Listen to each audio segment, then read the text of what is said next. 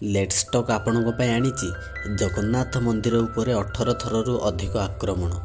ଜଗନ୍ନାଥ ମନ୍ଦିର ଉପରେ ଏତେ ଥର ଆକ୍ରମଣ କରିବା ଯୋଗୁଁ ପୁରୀ ଜଗନ୍ନାଥ ମନ୍ଦିର ଭିତରେ କେବଳ ହିନ୍ଦୁ ହିଁ ପ୍ରବେଶ କରିପାରିବେ, ବିଦେଶୀମାନଙ୍କୁ ପ୍ରବେଶ କରିବା ନିଷେଧ। ଆଜି ପର୍ଯ୍ୟନ୍ତ ଜଗନ୍ନାଥ ମନ୍ଦିର ଉପରେ ବହୁତ ଥର ଆକ୍ରମଣ କରାଯାଇଛି, କିନ୍ତୁ ଭଗବାନଙ୍କ ମୂର୍ତ୍ତିକୁ କିଛି ବି କ୍ଷତି ପହଞ୍ଚାଇ ପାରିନାହାନ୍ତି। ଆଜିର ଏହି ଭିଡ଼ିଓରେ ଆମେ ଏହି ବିଷୟରେ ଆଲୋଚନା କରିବା। ପ୍ରଥମ ଆକ୍ରମଣ 800 ମସିହାରେ ରକ୍ତବାହୁ ଓ ତାର ସେନାମାନେ କରିଥିଲେ। ରକ୍ତବାହୁ ସମୁଦ୍ର ପଥ ଦେଇ ପୁରୀରେ ପହଞ୍ଚିବା ପରେ ତତ୍କାଳୀନ ଓଡ଼ିଶାର ରାଜାଙ୍କୁ ପରାସ୍ତ କରିଥିଲା।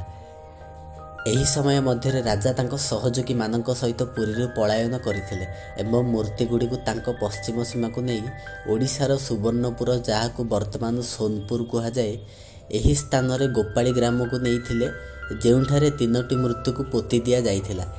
ସେହି ସ୍ଥାନକୁ ବର୍ତ୍ତମାନ ପାତାଳି ଶ୍ରୀକ୍ଷେତ୍ର କୁହାଯାଏ। ସେହି ପାତାଳି ଶ୍ରୀକ୍ଷେତ୍ର ସ୍ଥାନରେ ପ୍ରଭୁଙ୍କୁ 146 ବର୍ଷ ରହିବାକୁ ପଡ଼ିଥିଲା।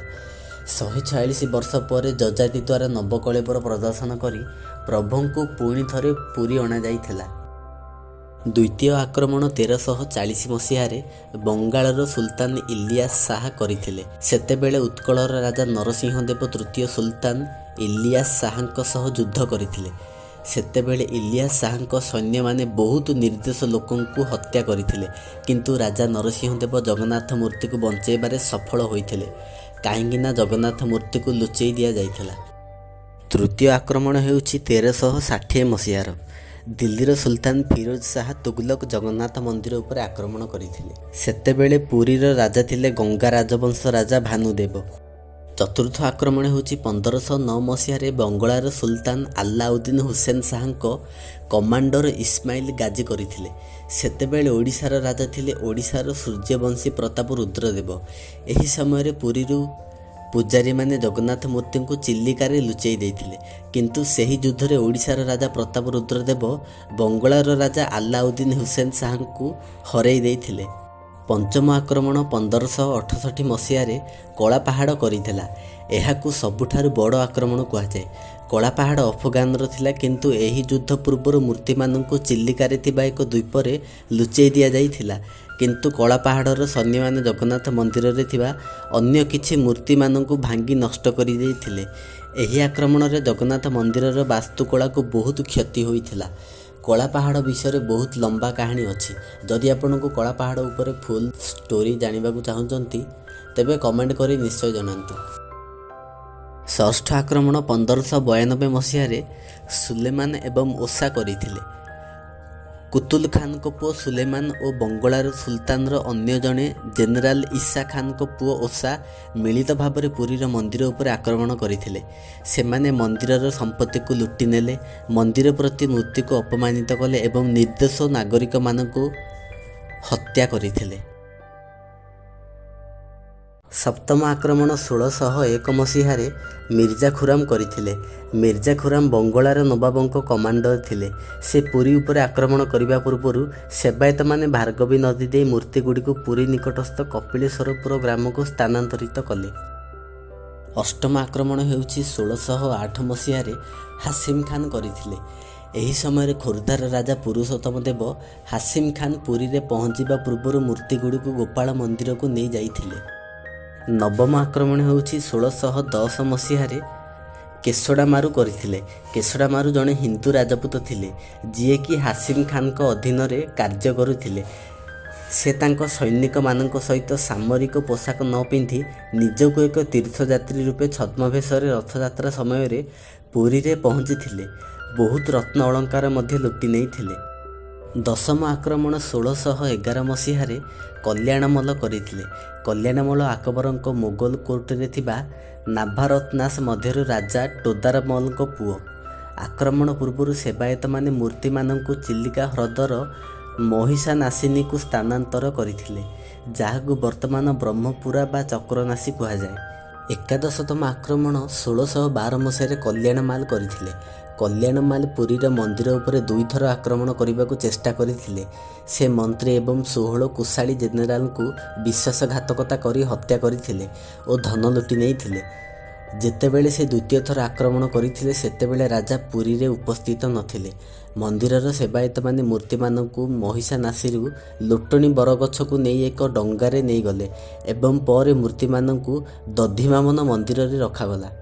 ଦ୍ୱାଦଶତମ ଆକ୍ରମଣ 1617 ମସିହାରେ ମୁକରାମ ଖାନ୍ କରିଥିଲେ। 1617 ମସିହାରେ ମୋଗଲ ସମ୍ରାଟ ଜାହାଙ୍ଗୀର ମୁକରାମ ଖାନ୍ଙ୍କୁ ଓଡ଼ିଶାର ରାଜ୍ୟପାଳ ଭାବରେ ନିଯୁକ୍ତ କରିଥିଲେ।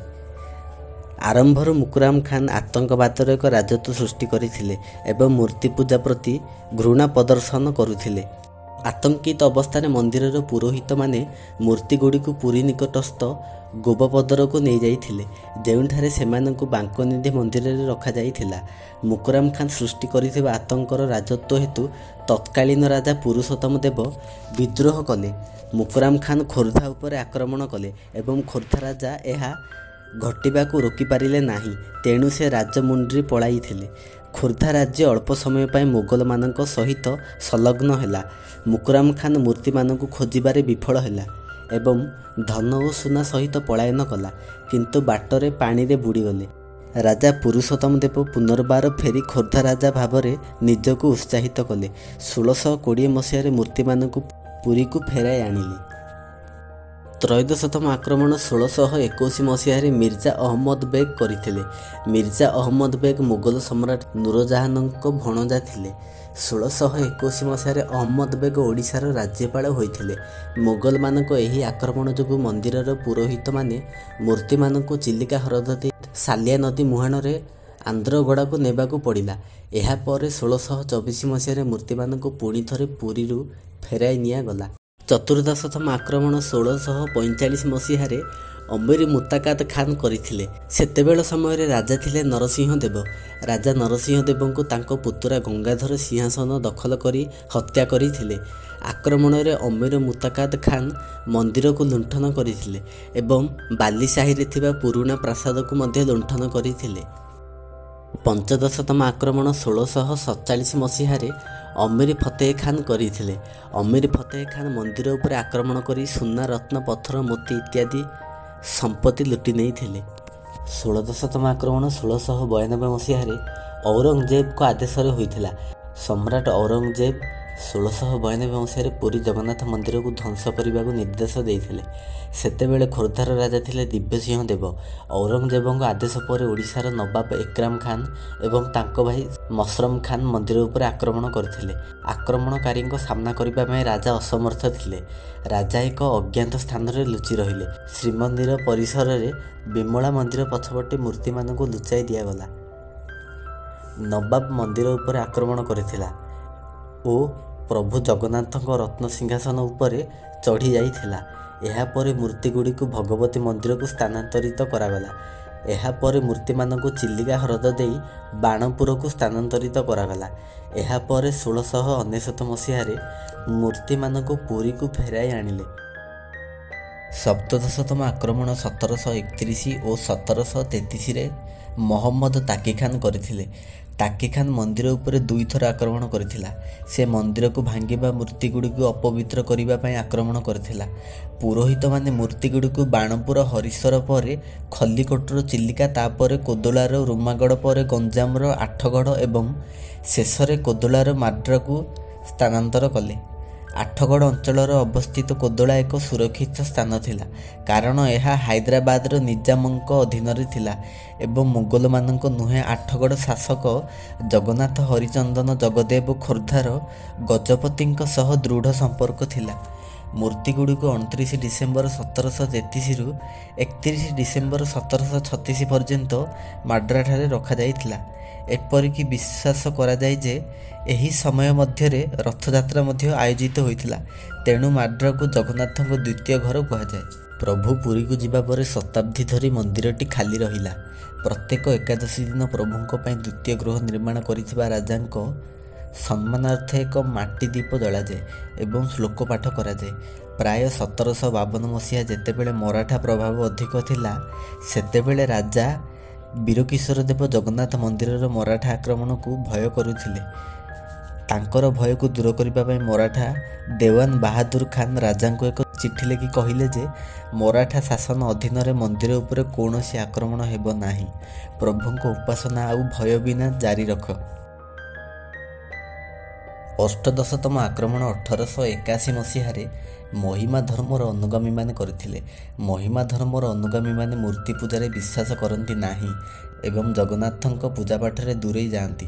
ତେଣୁ 1881 ମସିହାରେ ବହୁ ସଂଖ୍ୟାରେ ମହିମା ଧର୍ମର ଅନୁଗାମୀ ସମ୍ବଲପୁର ଏବଂ ରାୟପୁରରୁ ପୁରୀରେ ଏକାଠି ହୋଇଥିଲେ ଏବଂ ରେକର୍ଡ ଅନୁଯାୟୀ ଏହି ତିନିଟି ପ୍ରତିମାଙ୍କୁ ଗ୍ରାଣ୍ଡ ଟ୍ରଙ୍କ ରୋଡକୁ ବାହାର କରି ନିଆଁ ଲଗାଇ ଦେଇଥିଲେ। ଏହା ଏକ ଘଟଣା ଥିଲା ଯାହାକୁ ଏଡ଼ାଇ ଦିଆଯାଇପାରେ, କିନ୍ତୁ ଯାହା ହେଉ ଏକ FIR ଦାଖଲ କରାଯାଇଥିଲା ଏବଂ ସମସ୍ତ ଆକ୍ରମଣକାରୀଙ୍କୁ ବାର ପଛରେ ରଖାଯାଇଥିଲା। ପୁରୀରେ ପ୍ରଭୁ ଜଗନ୍ନାଥଙ୍କ ମହାନ ମନ୍ଦିର ଉପରେ ଆକ୍ରମଣ ଇତିହାସରେ ସବୁଠାରୁ ଗୁରୁତ୍ୱପୂର୍ଣ୍ଣ ବୈଶିଷ୍ଟ୍ୟ ଯେ କୌଣସି ପରିସ୍ଥିତିରେ ପ୍ରଭୁଙ୍କ ବ୍ରହ୍ମ ନଷ୍ଟ ହୋଇନଥିଲା, ଯାହା ଆଜି ପର୍ଯ୍ୟନ୍ତ ଜାରି ରହିଛି। ବିପଦ ସମୟରେ ତ୍ରିକୋଣୀୟ ସୁରକ୍ଷା ପାଇଁ ସେବାୟତମାନେ ଏକ ଗୁରୁତ୍ୱପୂର୍ଣ୍ଣ ଭୂମିକା ଗ୍ରହଣ କରିଥିଲେ। ଆକ୍ରମଣକାରୀଙ୍କ ଆଗରେ ଆତ୍ମସମର୍ପଣ କରି ମନ୍ଦିରର ବିନାଶରୁ ଯତ୍ନ ନେଲେ। ଅଯୋଧ୍ୟାରେ, କାଶୀ ଏବଂ ମଥୁରାରେ ମୁସଲମାନ ଆକ୍ରମଣ ହେତୁ ମନ୍ଦିରଗୁଡ଼ିକ ସ୍ଥାନରେ ମସଜିଦ୍ ନିର୍ମାଣ କରାଯାଇଛି, କିନ୍ତୁ ପୁରୀରେ ପ୍ରଭୁ ଜଗନ୍ନାଥଙ୍କ ମନ୍ଦିର ସବୁ ଆକ୍ରମଣ ସତ୍ତ୍ୱେ ସର୍ବଦା ଛିଡ଼ା ହୋଇ ରହିଆସିଛି। କୌଣସି ମସଜିଦ୍ ନିର୍ମାଣ କରାଯାଇ ନାହିଁ, ଯାହା ଭଗବାନଙ୍କ ଚମତ୍କାର ଅଟେ। ପୁରୀର ଲୋକମାନେ ଦୁଃଖ ଭୋଗିଛନ୍ତି କିନ୍ତୁ ମନ୍ଦିରକୁ ସୁରକ୍ଷିତ ରଖିଛନ୍ତି। ଭିଡ଼ିଓ ଯଦି ଭଲ ଲାଗିଲେ ଭିଡ଼ିଓକୁ ଲାଇକ୍ କରନ୍ତୁ ଓ ଏହି ଚ୍ୟାନେଲକୁ ସବସ୍କ୍ରାଇବ୍ କରନ୍ତୁ। ଜୟ ଜଗନ୍ନାଥ। ବନ୍ଦେ ଉତ୍କଳ ଜନନୀ।